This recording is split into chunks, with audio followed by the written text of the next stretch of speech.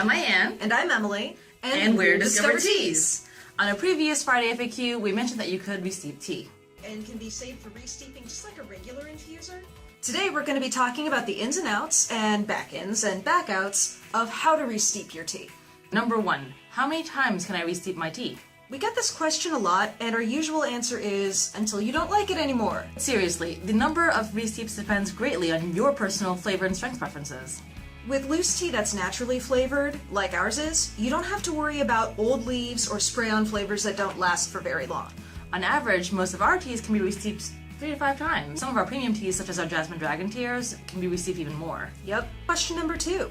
Do you have to do anything differently when you're re-steeping your leaves? So the basics of re-steeping tea are easy. Just put your leaves back in your cup, add hot water, and let it steep again. Once you get to steep number 3, depending on your tea, you may want to start adding another 30 seconds to a minute to every steep after that. Number 3, I've tried re-steeping tea before, but I never like it as much as the first time. Is there anything I can do? If you've already tried re-steeping with a naturally flavored loose leaf tea, and you still think your re-steep could use a little more oomph, try adding a few more leaves when you re-steep. And this will give you a small boost of flavor that may bring the tea back up to first steep strength without making you have to use up an entire extra serving of tea leaves.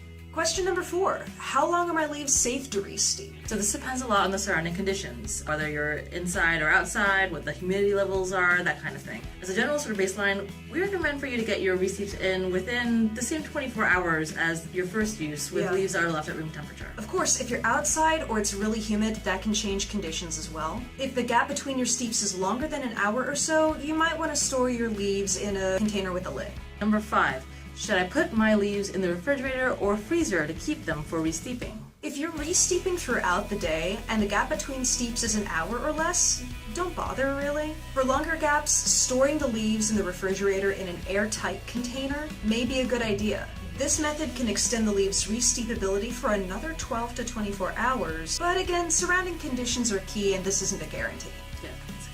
If you do store your leaves in the fridge between steeps, try to take them out and let them come to room temperature about 10 to 15 minutes before you're planning on re-steeping if you can. It's a little inconvenient, but the re-steep will taste much better than if you're just re-steeping from fridge temperatures. Now, we don't recommend storing steeped tea leaves in the freezer due to the cell rupturing effect of the freeze-thaw cycle, which results in flattening the flavor.